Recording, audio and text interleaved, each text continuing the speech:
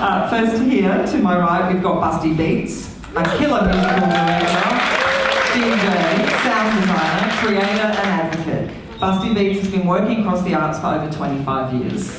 Welcome, Busty. Next, we have the fabulous, Leanne, can you check the pronunciation? I'm so sorry. Lee-Ann Tjunypa Buckskin. Woo!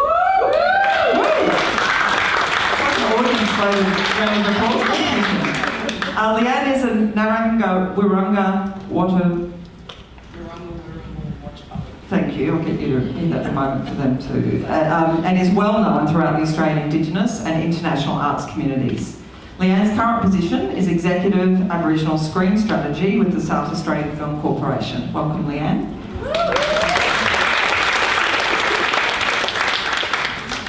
Michelle Law is a writer working across film, TV, theatre and print. Thank you, Michelle Law. Welcome. And down to the far end, the wonderful ShoShona Kish.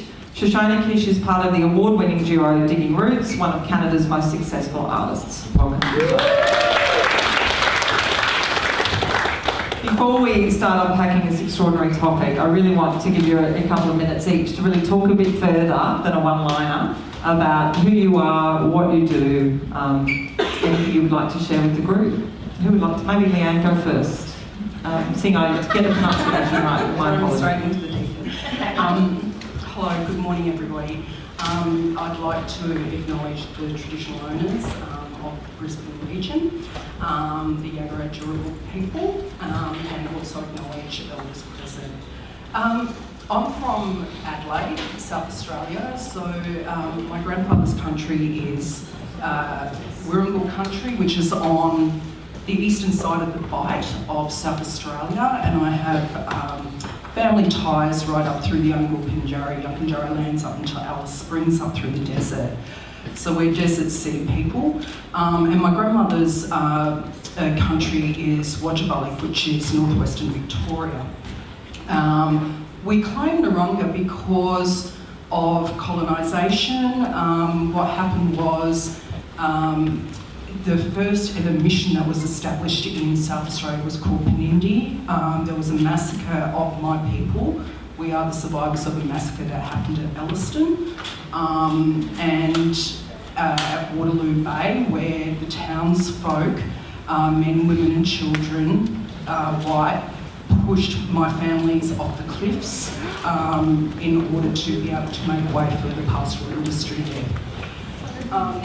So we were sent to a mission called Penindi, where that was established for 2 years, and then they divided the tribe in half going to Narungga country, which is Point Pearce, a mission we call home station. So out of acknowledgement of Narungga people and the generations of my family being there, we acknowledge that.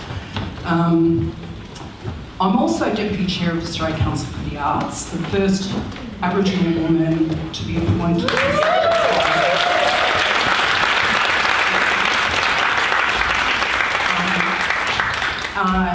So I'm the longest serving board member on that, and I finished that role in June next year. So I'm midway through. I've been involved with the Australian Council for the Arts for probably about 10 years, whether it's been in an advisory capacity or I was appointed to the board of the Aboriginal and Torres Strait Islander Arts Board. When the review came and the new changes came, I was then appointed to the new board of the Australian Council. And then I was working in South Africa with First Nations, and a press release came through from Canberra to say that I was the newly appointed Deputy Chair of Australian Council for the Arts, and I fell on the floor. It was interesting, but it was such a profound moment because what I saw in terms of my work with First Nations people, not only in this country but internationally as well, is that it was such an inspiring moment where I saw the looks on the forum's faces, and I will never take that look out of my head of the South African people looking at me going, wow, if you can do this, I can do this too. And so The other things that I do is I sit on the National Museum's Advisory Committee. I probably do too much, like we all do as women, and feel like I'm chasing my tail a lot of the times and being overcommitted. But for me, the driver is change. It's about change and throwing myself into spaces that are a lot of the times uncomfortable. But I have to push through that. And I have to push through because it's not about me and it's not about ego. It's about people coming up behind me, our young leaders coming up in the arts industry and cultural industry, but it's also giving respect to the men and women, the Aboriginal men and women who have really paved the way for us to come through and to keep the change going. So I'll leave that there. Thanks.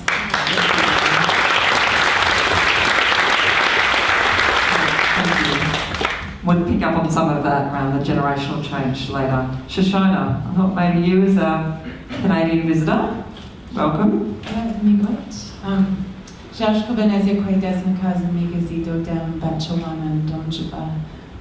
I'm Ojibwe Anishinaabe from the northern shores of Lake Superior on Turtle Island.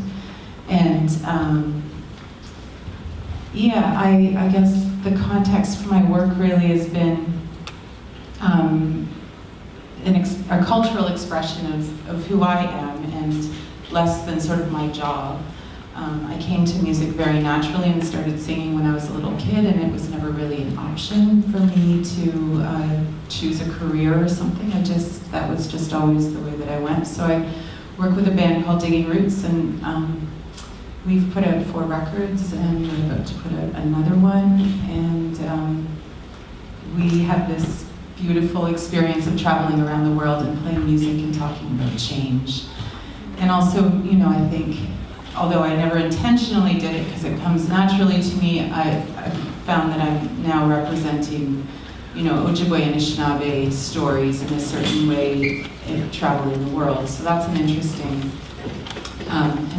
thing.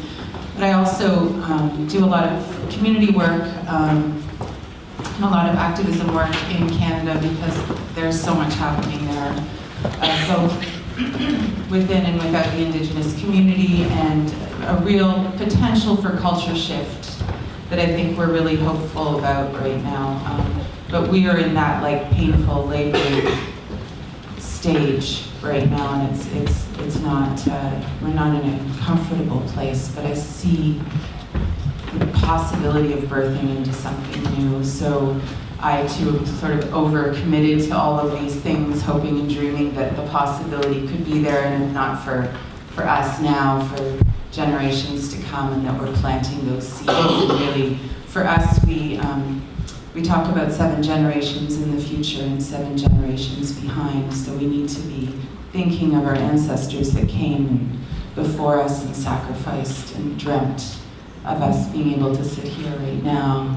And then we too need to dream into that space 7 generations ahead and make sure we're doing that work for them and begin dreaming what's possible for them. So that's led me to take on a whole bunch of things. I'm the president of Folk Music Canada, which I think is I'm the only Indigenous person and the only Indigenous woman to have ever sat sort of at the head of a national music industry organization.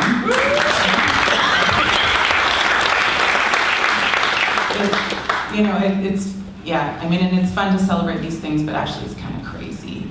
And I sort of stumbled by default into that role because I'm not an administrator, I'm a community activist and a musician. So, but I've loved doing the work, I've loved being in that space and challenging people, and it's led me to step into the space with the International Folk Alliance and begin leading conversations there. And suddenly, after spending most of my career banging on the door, just trying to get a foot in so that I could peek and see what was happening on the inside, now I'm sitting at all of these tables, which feels totally bizarre and really, but exciting for me, and I just feel like an enormous responsibility to make sure that I'm speaking for the voices that aren't at the table with me, and making sure that we're creating much wider spaces for the conversation to happen. Thank you, ShoShona. Some of what you touched on there makes me want to go to you, Busty, because there was some reflections on some of your work. So do you want to talk about your work? Sure. Hi everyone, I'm Busty Beatz. I'm a musical director, composer, sound designer, just smasher of systems.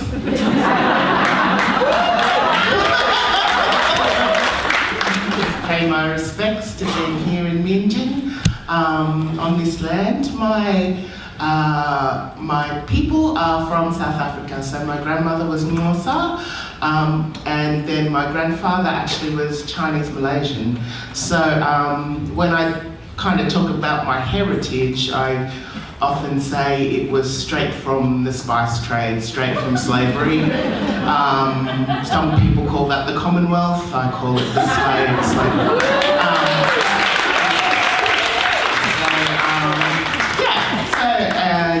So I've been lucky enough to be in this country and on this country for about 6 years. My parents came here under the apartheid regime in South Africa in 1973, where they had to very quickly get out of the country because my father was a part of the teachers' union and my mother was the daughter of a politician, which was quite unheard of at that time.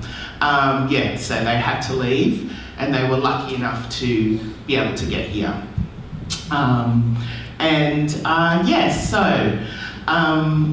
What do I do? Well, we've got a show on, just in the other theatre. It's called Hot Brown Honey, and that's like one of the kind of works that I've been involved in or making for, Hot Brown Honey is kind of the pinnacle. Like, I've been making work like this for most of my life. And then, so we've worked out pretty much a show about how women, in this place, and specifically Brisbane, because that's where we started this work, intersect with each other on stolen land. How does that work? How does it work as, children of migrants, children of refugees, with First Nations women? How do we intersect? How do we even start that conversation, which isn't a conversation about what the status quo think. It's about our conversation and how we live together, because we are all friends. We are all working together to decolonise, and what that looks like. Thank you. We're very grateful to have you here as a local, in our local community. Michelle, also Queenslander. Yes. Share what you've been up to.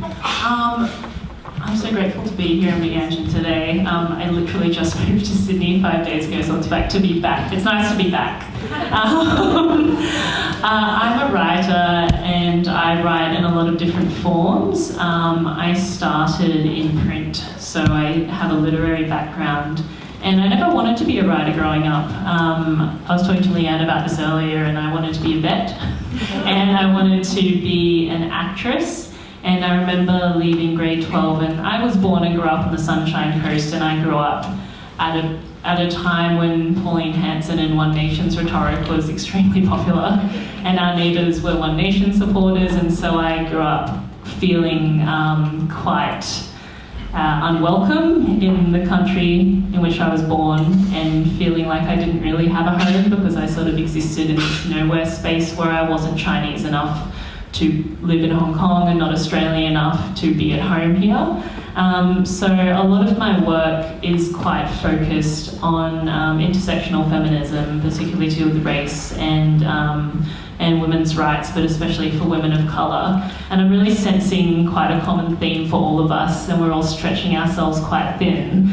And I think that's because as a woman of colour in some sort of leadership position, you do feel quite a level of responsibility, and it isn't about you, it's about the legacy you can leave and the people that you can bring up with you. And if women of colour aren't going to take control of it themselves, then nobody will. And I feel really blessed to work in the field that I do. My latest work was called Single Asian Female, and that had some sellout seasons at the Beatz Theatre in Brisbane and also just at Belvoir Street Theatre in Sydney. And I'm currently working on a feature film, and I've got a web series called Homecoming Queens coming out on SBS On Demand next week on April 12th. And that's all about being a young person living with chronic illness and how that affects your sense of self-worth and your sense of direction when your life narrative is quite derailed.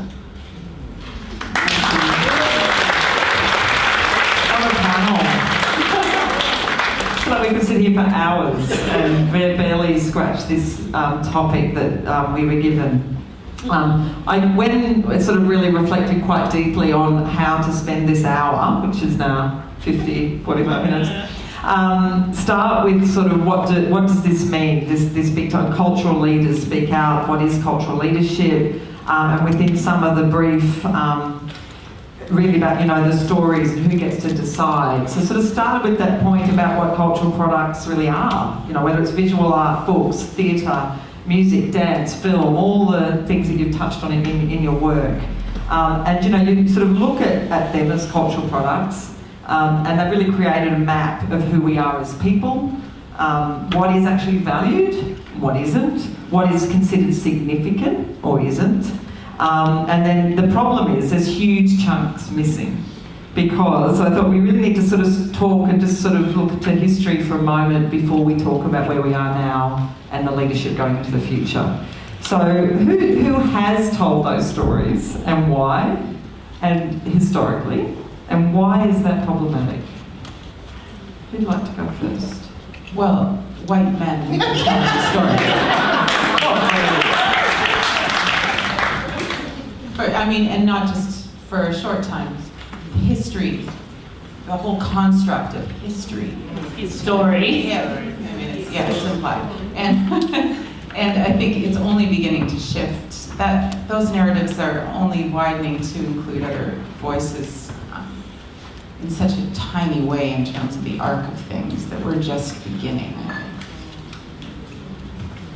Definitely, and I was just reading a wonderful quote by Liba Michele, who is a South African poet, and she was talking about Winnie Mandela, and as a part of her poem, she actually just said, we need to take a hold, we need to be custodians of our memories and our stories, because we will never be told in the light that we are supposed to be told, and the legacy that we need to leave for our peoples. We need to continually smash down what has been, because it hasn't been the truth. Well, I think, sorry if I could just jump in, I also think that it means that we have to question everything that we've been told. I think it's also such a self-directed unlearning of what you've been told your entire life. I know that when I went to uni and I was studying writing, I was being taught predominantly white men, authors, and that was only really the canon I knew, the Western canon.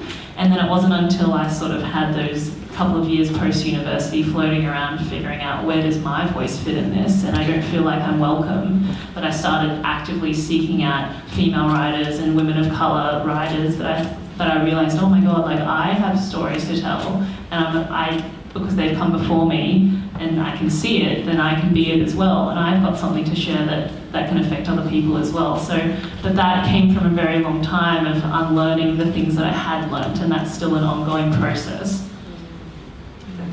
Leanne, did you want to? Yeah, when we're talking about cultural product, absolutely, history's got a lot to do with it, and history has been established by white males, and privileged white males at that. I think if we fast forward from history, yes, and I take on board what everyone's saying, we do have to ask those questions constantly in the work we're doing. In the work that I do, I'm constantly asking myself in terms of the community work I do in Aboriginal and Torres Strait Islander communities is, if I do this, am I assimilating culture into the way in which my university education has taken me? And that causes me great anxiety. I have to be very mindful of that constantly. And so in community work, and I think this question comes later, but I'll touch on it now, is that why it is absolutely important to work with community, not telling community what to do. Community has to stand side by side with you, and the work that you do when, whether it's out in the desert or in an urban environment, is that they have the absolute buy-in to the way in which that project should be framed and delivered and to get to the outcome that's required. And we will talk later about some of the how of that. Which sort of brings, if we stop looking backwards into the current context that we're sort of sitting in, you know, it just feels like the world's so intense at times. You know, the huge attention on feminism, the conversations about the intersection of race, class and gender are happening increasingly out of academia and in, you know, whether it be social media, space, arts, culture, politics, etc. You know, there's a lot of research and funding has been thrown at women and how women are represented, financed, promoted, recognised and honoured. However, when you look at the statistics, these are just a recent grab bag. 75% of visual arts graduates are women, but only 34% of the creators of the art in museums are female.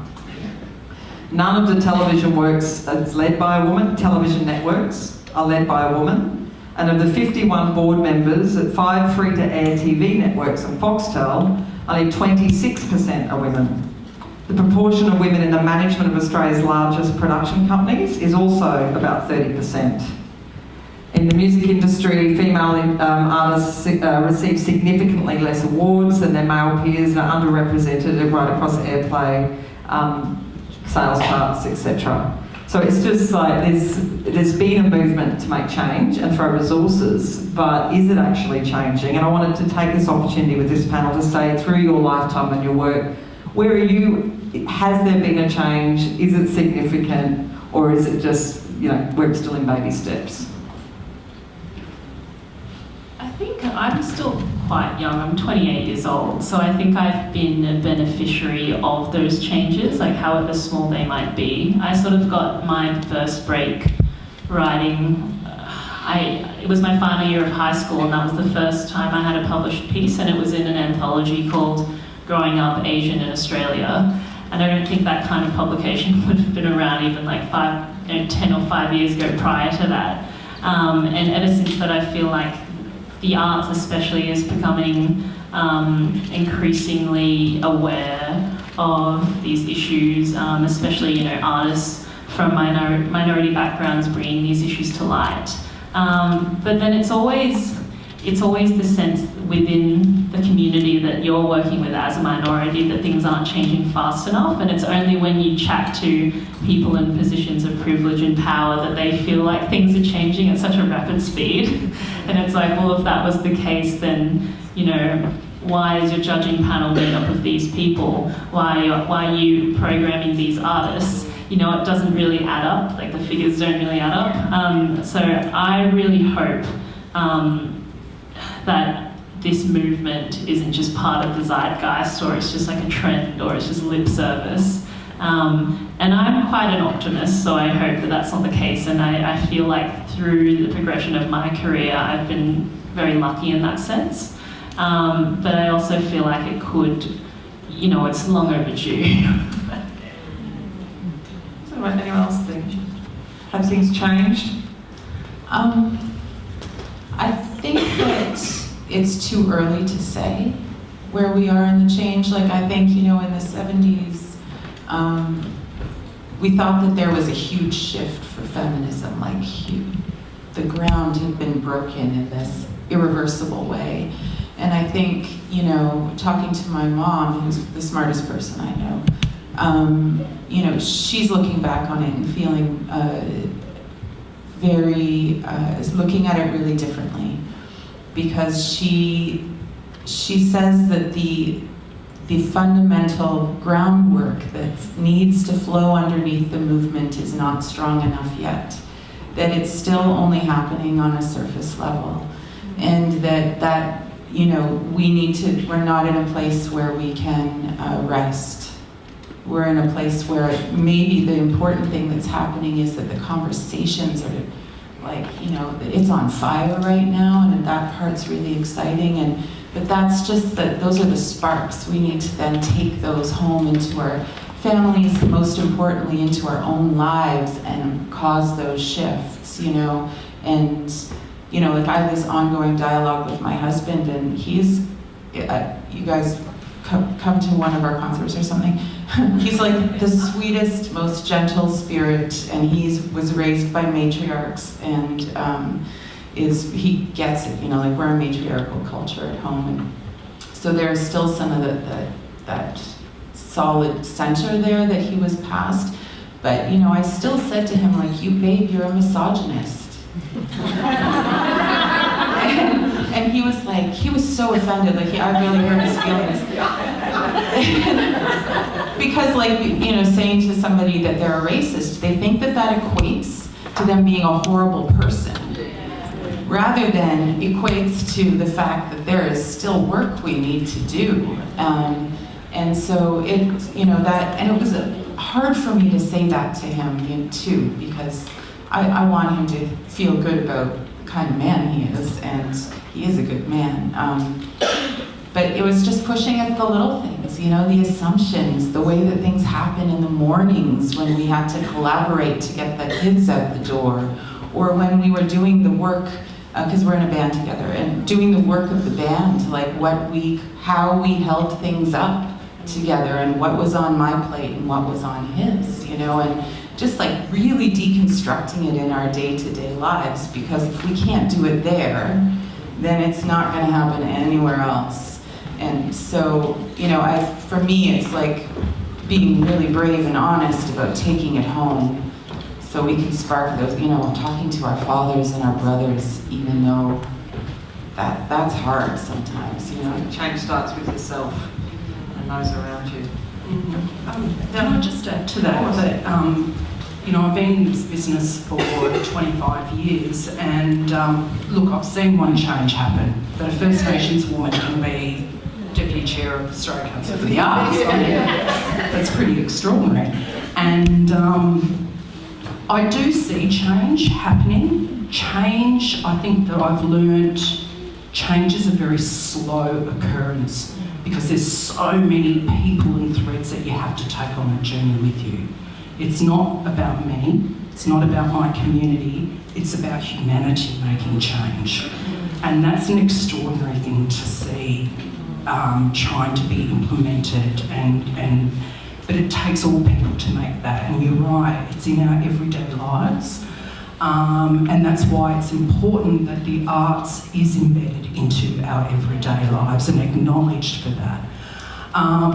I've seen change recently happen, probably in the last 2 to 3 years, where I'm working now at an international level with your countrymen in South Africa, and I've been working on a 5-year project there. I was recently in New York City as part of the Australia Council.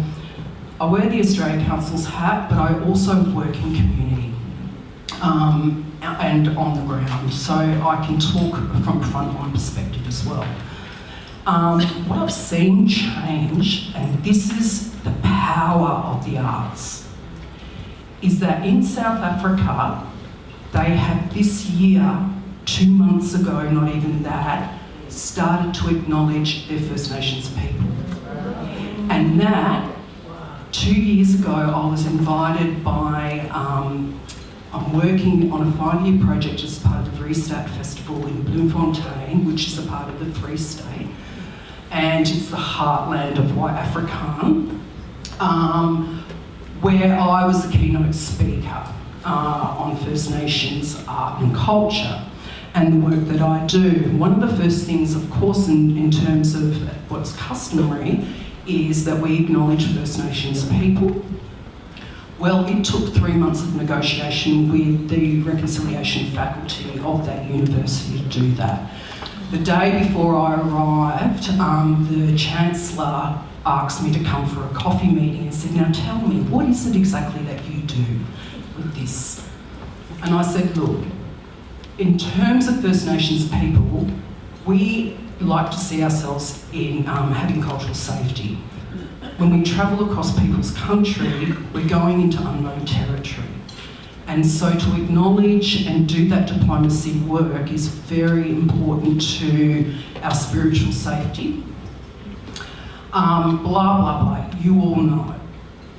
So he said, Leanne, if we're going to have change, it's going to start now.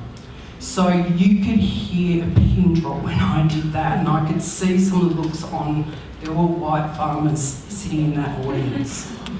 So there was one particular woman who I thought looked very, very uncomfortable. And as it turned out, after I finished speaking, I made a beeline for her. And I just had a conversation with her. It turns out that she owns a cattle property in Western Australia, which I thought was really interesting. Look, having that conversation, I could see her relax a bit more. What's now happened is I've spoken to artistic directors of the major festivals over there, and I was sitting in Stellenbosch, which is a very big conservative white festival, and they had a huge dinner party down the main street, and I was there as a part of the cohort. And all of a sudden, I just finished a meeting with the artistic director earlier that afternoon, talking about acknowledging First Nations. She did it. And we all looked at each other over the table and we went, we didn't expect that change to happen so quickly. And no one blinked an eyelid. Another director said, no, we're going to do it. So now when I receive emails from South Africa, as we do here, they acknowledge the 4 nations, First Nations. This happened in New York City. APAM just happened, the Australian Performing Arts Market, just here. We, for 2 years, I've been going to the International Society for the Performing Arts. It's been going for 90 years. Very, white, privileged, companies. As well as a big producers festival. 45,000 professionals are in New York City in January. It's amazing. Both of those organisations were here, and they are now opening the platforms of the First Nations to come into those spaces. It was an extraordinary change to see happen in New York City, and they never thought that it would happen there. I was a part of a forum where I heard a white man in New York City, lived there for 65 years. He had tears flowing. He said, for the first time, I have a sense of belonging in this city. I know that my life here is not on steady foundations. And so my sense of belonging has just now been cemented for him. So I would say that by opening up diversity, opening up the acknowledgement of First Peoples will bring a greater sense of belonging, I think, for humanity and those people.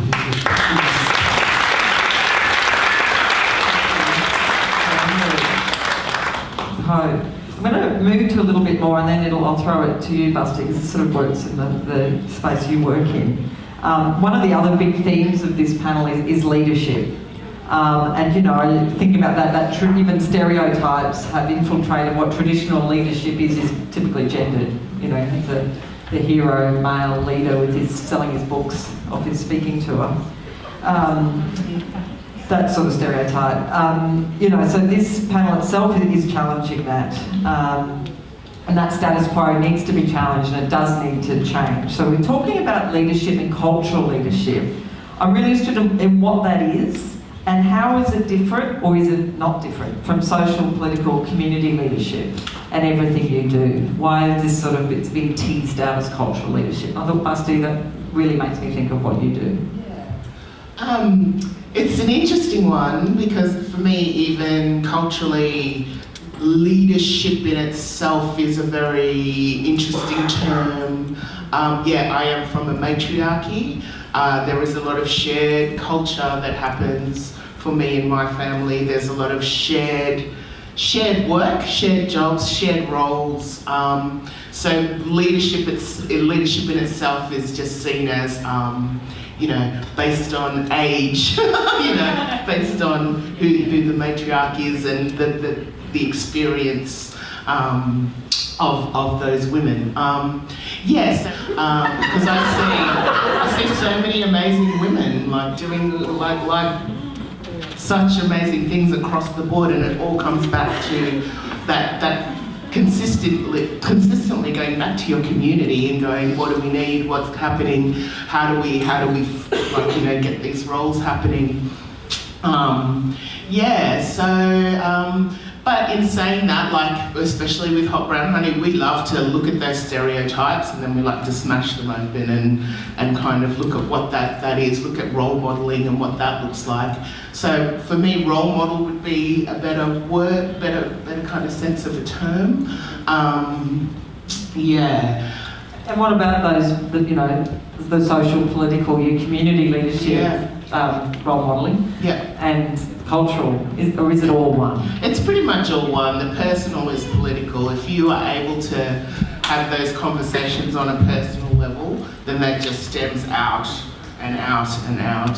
Which, when you start talking to even general public, that you can really see where everyone sits with that, because some people do not like that idea at all of you have to personally make that change or have that conversation with yourself first. Even in this context, being a part of the Commonwealth, anything with Commonwealth on it, for me, I'm I have to have this conversation with myself. This is really difficult. This is difficult. Oh, they just added me. I'm that's Twitter, and I do not like having that word with my name near it, so it is definitely a continual conversation. It's a life. It's a life we have to choose, and that's why it's difficult at times. You can't nothing just gets thrown away. Everything is, you're looking at yourself, you're looking at your close family, you're looking at the people around you, and then from there, your community, and you go out like that in those circles. Does anyone else want to add to that, or else I want to where the feminism stuff sits within leadership? Where feminism? We'll move to that. But I think that the way we think of leadership in my community, and the way that sort of in the larger political constructs or social constructs. In Canada, it's a democracy and people vote, and there's all their weird ways of splitting up, your ridings. And anyways, none of that's really important. But at the end of the day, the way that people get into power is that they have financial backing to get into power. And we know where the sources of all that financial backing are, both economically and demographically. And we've seen it really, it gets exposed in this really very simple way when it's been imposed on our people, who made all decisions by consensus, not by popular vote. That was not our way.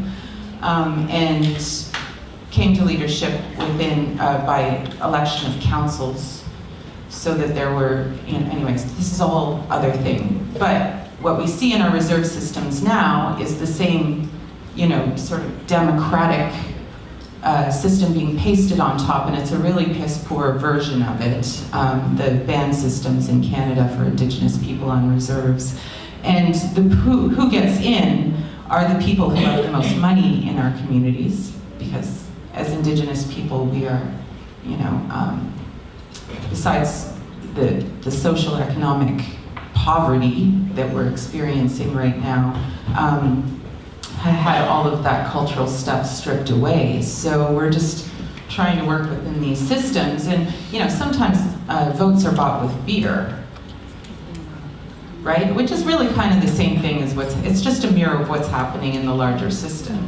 And, you know, but I think when we see it in that really base way, we understand how tainted the system is and how little integrity it has, you know, and this is so we are not actually empowering our leaders and being able to, as a community, choose someone we know will represent us and hold us up in these political systems. But in our systems, we can, and this is where we begin to operate in empowered spaces, because it's the voices like yourselves that are speaking from a place of integrity that suddenly we start listening to, you know, who are doing the work and showing up. And, you know, I think that this becomes the model that we can move forward with, but we really need to be fierce about it, you know? I think beyond safe, empowered spaces like this, in sort of more of a mainstream context, I think women and women of colour and women identifying people in particular, it's not only that level of, you know, I think women of colour, there's like extra added level of submission, and it's really hard for you to envision yourself as a leader. And I think even just being visible is such a political statement, and just being there. And I get so frustrated when people talk about, you know, why isn't it a meritocracy? Like, why can't we just judge people by how good they are? And it's like, mate, that has never and does not exist. like, I hate when people talk about, you know, people playing the diversity card, because it's like, other people have been playing a handful of cards their entire lives, and why are we being pulled up for something that we can't change and you've just projected onto us? You've othered us, and so we're going to take that back. And you should get used to it, mate.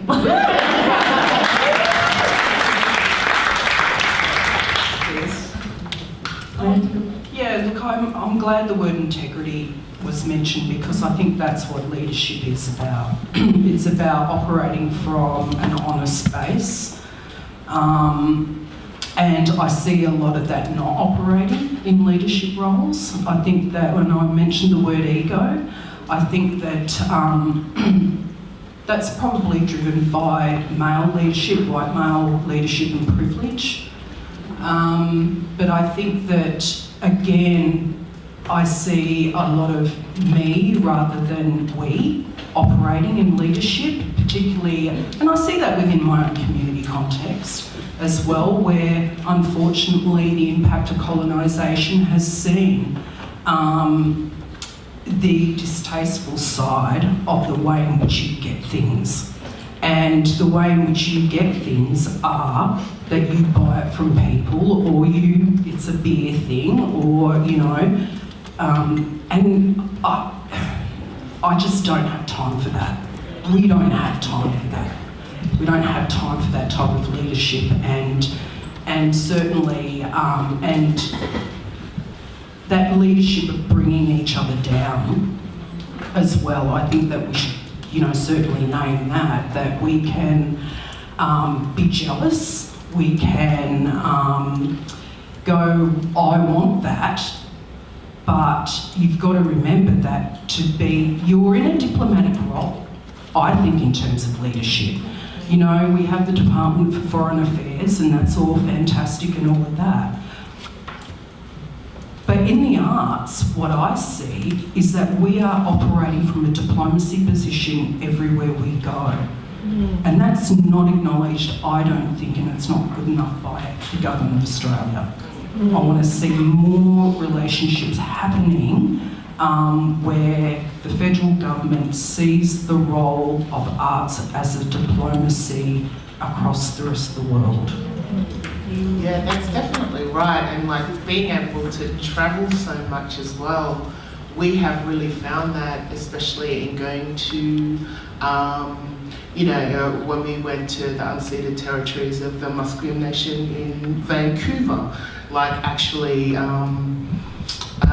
for us it was definitely, like we said, we need to be welcomed. We cannot be on another people's land without being allowed to be here. So that is like, you know, and there was all sorts of things going on, but like it was like, no, you know, when we finally kind of found the people, like it was an amazing experience, and it was just like a connection that we can never, like we will always hold so dear to our hearts. But also, like in saying that, going, this is what has to happen. This is what has to happen everywhere. And it does. Yeah. White fellas do it all the time. They name it diplomacy. Yeah. And yet, as people of colour, or you know, Asian communities do that. China, there's always, you watch the news every night and diplomacy is being acted out. Yeah. But there is a different set of rules for us. And that is the impact of colonisation, that's the impact of superiority over another people's. Just to add to that, integrity, also accountability. Like, just to put that out there, because that's something I've seen quite lacking. We are human, we make mistakes. If we're able to go, yes, we've made that mistake and we're accountable and we have to cop that as well, you know, that is really important.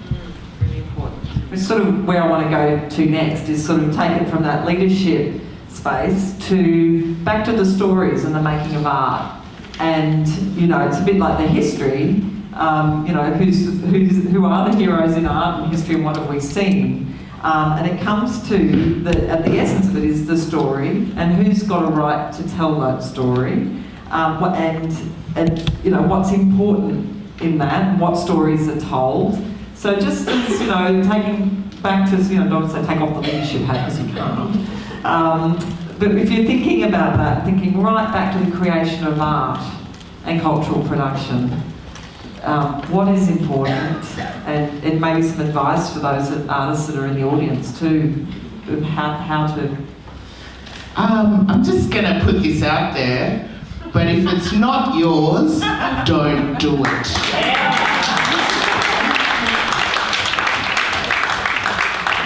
Yeah, I mean, we have a history of that happening continuously. Not anymore. It's 2018. And it sort of wants me to pick up on what you alluded to earlier, Leanne, around collaboration. You know, one of the big learnings for me in that years ago at an APAC, but was that true collaboration starts with nothing and working on something together. It's not taking something from somewhere else and then dictating to someone else what they're going to do with it. So is there anything you'd like to add there around cultural authority in the context of place in Australia? Look, I think there is room for collaboration, absolutely. And I've collaborated with a lot of non-Indigenous people. I've led teams of non-Indigenous people in spaces of community work.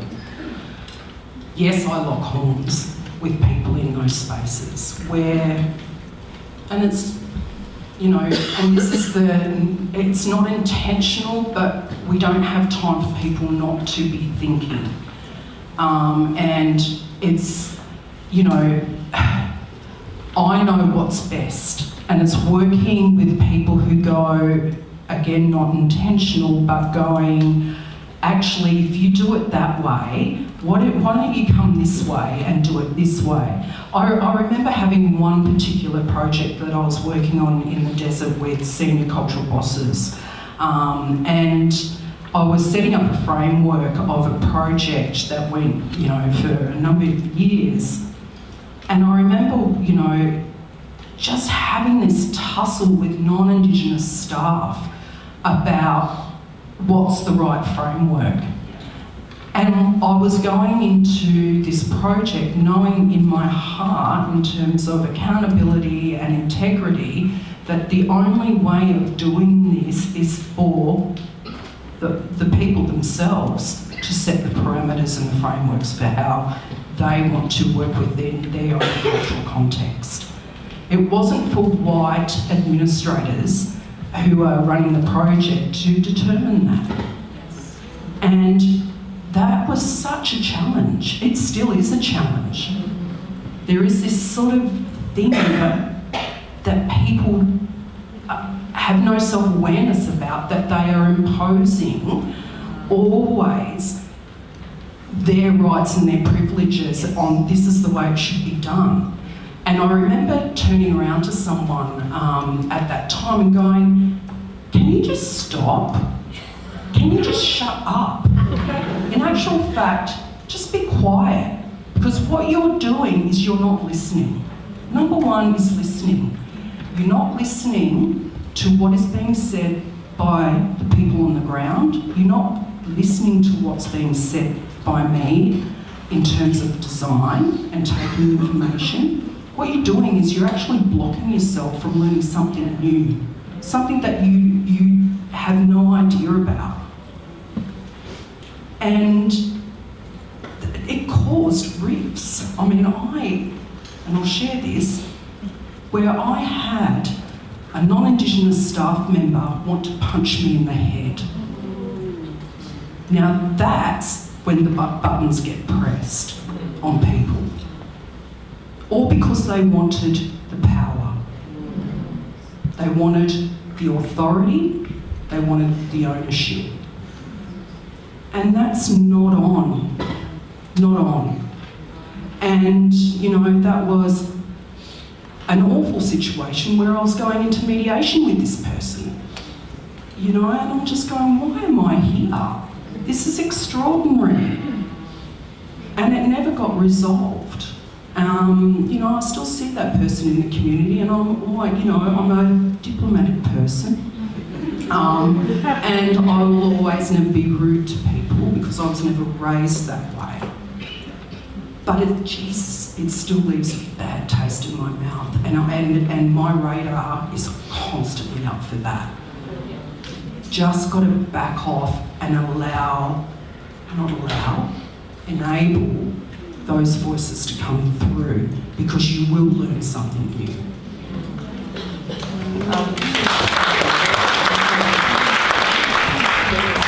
I just want to pick up on that, and Michelle, I'll come back and mark that's okay. We're going to have to lose the very fabulous ShoShona shortly, because she's got a timetabling speaking performance thing. But before, I just want to pick up on this idea of cultural authority and the context that you've got in North America, and also lead into the word decolonisation, which is sort of come into this collaboration and the process and how things are done. And just wanted maybe you to talk at your experience, your understanding of what that means. What decolonisation means. Yeah, and also that role then within making of art. Right. Well, yeah, I've been in a number of conversations about decolonisation, and I realized, like in my travels, that we're not all talking about it in the same way, which is really interesting. And I think all of the perspectives on it have been really inspiring and informative for me, because we're, you know, like being able to see it from all of these different perspectives really gives me a more whole idea of what's possible. But I think for me, the idea of decolonization seems to always have race attached to it. And really, culture and race are deeply embedded in the act of decolonizing. But I think that the core of decolonization is really, it's about shifting our relationship to ourselves, to each other, and to the land. Because colonization is essentially a way of thinking that causes us to approach everything from this very extractive place. It's like, what can I get out of it?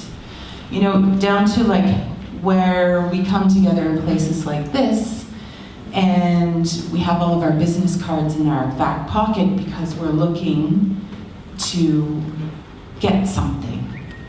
And that's an imposed system for all of us. Because I know for a fact that if we go back to our teachings, you know, well, I don't know all the teachings, but whenever I'm in a conversation with an Indigenous person or a person of color who's deeply connected to their original teachings, we are talking about what do we have to share? How do we build meaningful relationship? How can I be accountable? How can I, you know, take care of the things that are my role and privilege to take care of. Like for us at home, it's the water. Women are responsible for the water, and it's a great responsibility, and it's a privilege to serve in that way. So I think that when we're talking about decolonizing, it's like, I keep talking about how it's the work of the imagination, because, and this comes back to the stories and to our, creative processes where, we can open new spaces that we haven't even thought of yet. And that we can step into new spaces that we have never stood in before, because we are learning and evolving as cultural peoples too, and so, I think this is where the conversation gets really exciting about this hard, laborious, painful work of where we are right now, because this is where all of, we've been talking, because I've been in a collaboration this week with these beautiful, powerful women from Fiji and Aotearoa and Torres Straits and here, and we've been creating together and sharing stories, and I think there are so many powerful things that have come out of that process. But the struggle has been there, and us sharing our stories and our pain has been there. And just being able to stand together and share those truths and support each other in that, and I think we've been talking about the places of darkness, like where we are in the world. I think right now we can all agree that there's a lot of darkness and struggle that we're moving through. And in my teachings, that place of darkness is actually the place of the greatest potential. It's where the seed lives in the earth before it wakes up, or where, it's like the womb. And so, and I really believe that that's where we are. I've been thinking about it a lot, and just that these dark places hold everything that we have to grow into. And so decolonization for me is about making a conscious decision about how we move forward, and understanding that everything we've been taught about how we see ourselves and each other and the places that we occupy together needs to be questioned. There are other ways of standing on the land. We have a teaching that says, walk gently on the land, leave no trace as you pass. And to me, that's at the core. Thank you.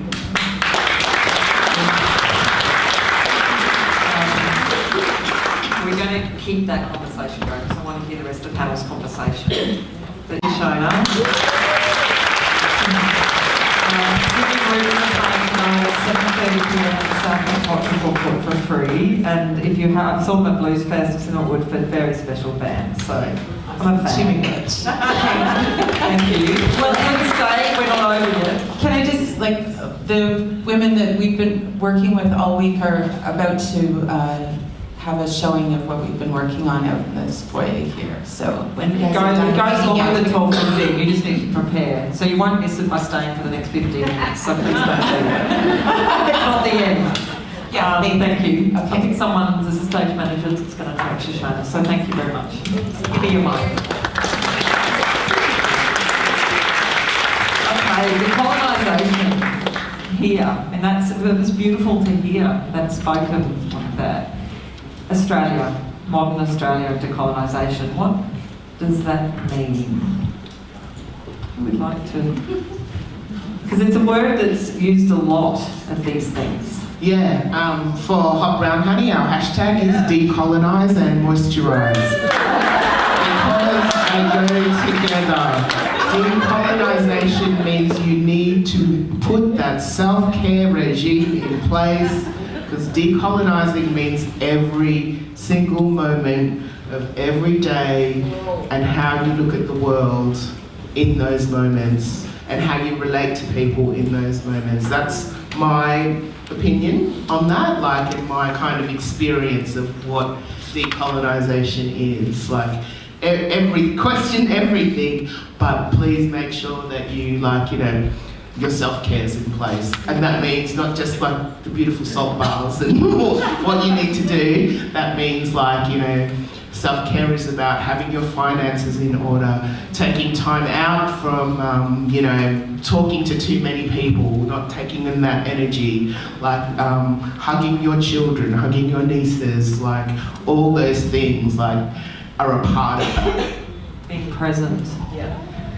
Anything to add? Because the other thing, I mean, it does get banned. You're, you know, being with your diplomacy. Yes. You know, the decolonisation of institutions and art institutions and festivals. And I mean, it's used in that context as well. Yeah. See, they're not being decolonised, those spaces. They're still driven and established by a colonised context and a white system of doing. And so I think in terms of decolonisation, and the sad thing about it is the world is full of wonderful systems of workings, of cultural workings and of doing. There's not just one way. And, you know, why do we, you know, in one sense, why do we travel? We travel because we want to experience different cultures, peoples, food, you know, all the food, everything. And I mean, I haven't given a lot of thought around decolonisation because I said this backstage, what is it? You know, what is decolonisation? And it's going that in terms, and I forgot who said it, but it was saying that, you know, basically, it's the British Empire who set out to build the Commonwealth. And we live within that system and that construct. But underneath all of that are varying ways of, I do say in terms of the Australian context, you know, we have First Peoples here who operate by very differing from tribal groups of different systems of negotiations and workings and frameworks and all of that. Yes, it's complex. Life is complex, you know, and it's easier to live in a world where that we homogenise, isn't it? To say, oh, just, you know, why can't we just all be the same? Oh, how boring would that be? Seriously, we don't want to live in a world like that. We'd be like living in a world of reality TV, you know, just talking about, you know, cultural production. I mean, that's what we show in Australia. You turn on those national networks, what do you see? Half-clothed 20-year-old somethings, white, running around behaving badly. You know, I mean, it's just embarrassing. Is that what we want to project to the world? You know, there was China is using a very interesting thing at the moment where they're talking about cultural power. Now, I heard that the Department of Foreign Affairs are talking about soft power, and it's an academic term. But the interesting thing about China's perspective on their cultural power is, and soft power is the ability to attract, not coerce, as a means of persuasion. So it's a currency of culture, and it's aligned to political values and foreign policies. In China, their cultural power is they're wanting to take Chinese culture to the world. And for them, they're looking at, and I find it interesting, we use soft power, they use cultural power. But culture is power, don't you think? It's, but the one thing that I think the leader of China said is that it must not stench of money, which is really interesting. They want culture power of Chinese to be taken out into the world, but it must have tradition embedded in it or at its core, which I find really interesting because I think we have that here. And I think that we have First Nations culture as the anchor of who we are of all Australians, and I think that we're not doing enough to build on that. Can you imagine Australia, where we speak First Nation languages, that we can cross states and territory borders or even towns and know whose country we're travelling on? We're getting there because the signage is there. You're entering Wiradjuri land, or you're entering Ghana land, or, you know, there's still not a lot of places that are doing it, but that's happening. Schools are now learning Indigenous languages. Kids who are aged 5, 6 can actually say a Ghana acknowledgement. See, I wonder, is that decolonisation? Yes. Yeah. You know, and that sort of brings me, we are going to run out of time. I'm conscious I didn't come back to you, Michelle, but you might pick up on where the last, and we will, I want to leave time at the end for 1 or 2 short questions, please, not a, we can all chat later if we need to unpack something longer, but a key question would be great. And I sort of wanted to take, let's call it my white privilege and ask the first question. And it is about being white. And in this, you know, where do you believe white people need to be situated in this discussion of cultural leadership? And you hear the word allies bandied around a lot. And what does that mean? Is it helpful? And where do white people need to be situated? I was just, sorry, you go, Michelle. Classic women always apologising to each other. I had this a very similar question at another panel I did with Digi Youth Arts, and there was a white young man in the audience who really wanted to be an ally and really wanted to help, but he just didn't know how. And so a lot of our answers were, you know, if you feel like telling a story that doesn't belong to you, then you include people who those stories belong to, and you use your privilege to raise the voices of other people, and then you sit down and listen. Or, you know, you play a facilitating role in that sense, but you don't tell the story yourself. And I think a large part of it is being an ally, and I guess the fogginess is, what does that actually mean? For me, it's when you're in a position of privilege, will be willing to give up a bit of that privilege and make space for other people. And it is, as Leanne was saying, you know, so much of listening. I think a big reason why there are, you know, this is just an example. There's like so many examples of cultural appropriation in white culture. It's because you're sort of searching for what your culture is, whereas we have such a strong sense of our own culture, and we want to be able to tell those stories and not have them stolen from us, which they continue to be.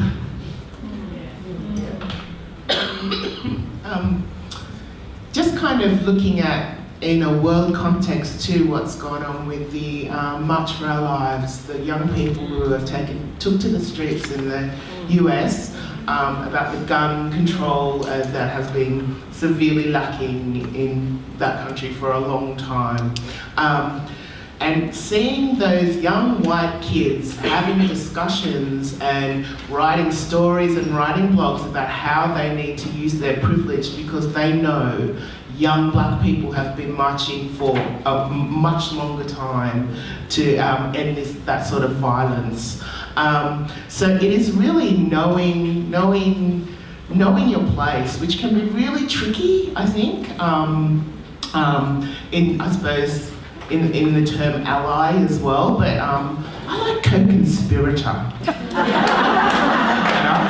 Like, just sort of like, you know, you're going to actually go, oh, I know what I can do here. You know, I can actually go, hey, why don't you just move out of the way? Because First Nations people need to actually come first. Just roll out the red carpet, yeah, go for it. And like, actually be able to do those sort of little things that change the whole dynamic of a space. Yeah. I'm thinking it from my own personal perspective. I have a black father, I have a white mother. And so I always sort of say that I'm in a really good position to call on both. you know, because I've lived in the context of with my white family as well, and I see the racism internally within my own family, you know, and having to battle that. And, you know, and that's something I think for a lifelong thing I'll always be unpacking. And I think allies, yes, I think that, you know, I'm not afraid of, it's okay to use allies, as long as allies are there to enable you, to support you, to have your voice to be heard. I can say that I've got great white male, wealthy, privileged white male allies, and one in particular who I see as a mentor, because it's the type of his ability and his style to think about others is really interesting. And the use of his language, the way he holds his body language, the way he's inclusive, is very respectful, is incredibly generous from a wealthy white privileged male. And it's really surprised me. It's really surprised me how much I can learn from him, but equally how much he learns from me. And how much of that learning and insight in terms of the way in which we make decisions, will he call me in a very hard situation and go, Leanne, from your perspective, because I know that you deal with contentious spaces constantly in your work every day.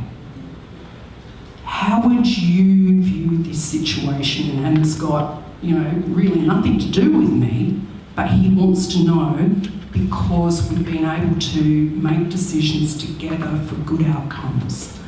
And I love that. And I want to see more of that happening. That's an ally. That's a true ally. I think there's two things you said all times. It's like, get out of the way.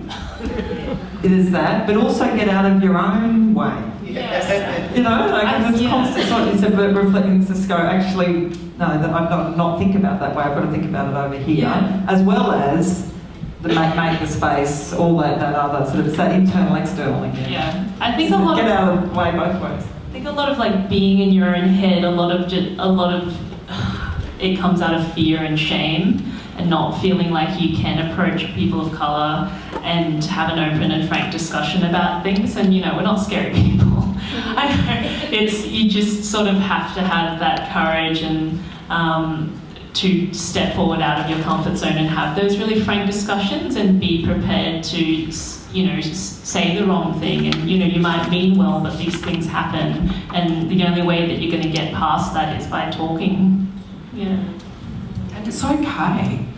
You know, I mean, you can see people's intentions, and you know that, you know, people don't mean to, most of the time, people do not mean to offend you, or, you know, there's a longing to know and be a part of something, you know, and asking questions is okay. What I don't like is when people jump down other people's throats and break down that communication, because we won't change, we won't have change if we don't open our hearts and our minds as well to people. I think that's important. In addition to it, sorry to wrap up. It's important as well to not direct all of your questions to people of colour, because that can take a lot of emotional labour on our part and stress, and it's not our job to tell you about our histories and to educate you. You know, you have to educate yourselves and do the reading and the research yourself, because we're really tired. Exactly. So correct. You know, and that brings us right back, and we unfortunately are out of time for questions, but I love that. Thank you, Michelle. It brings us right back to what you said at the beginning, and the topic of this around cultural production. It's like so much is there. Go and seek it. Go and read the writings of Indigenous peoples and people of colour and their music and the academics, and don't just sort of consume the opposite of when you're talking now about cultural leadership and the soft power of China. I think it's so opposite to Hollywood. It's the opposite end of the spectrum. So get out of the way again of what you've been taught. Go and find other ways. Don't put it on the people to have to educate you. And if you do need... Closing comment, Busty. Yeah, if you do need that, like if you do need, you feel you need to come and talk to us, and that we do have an hourly rate. So please, consultation.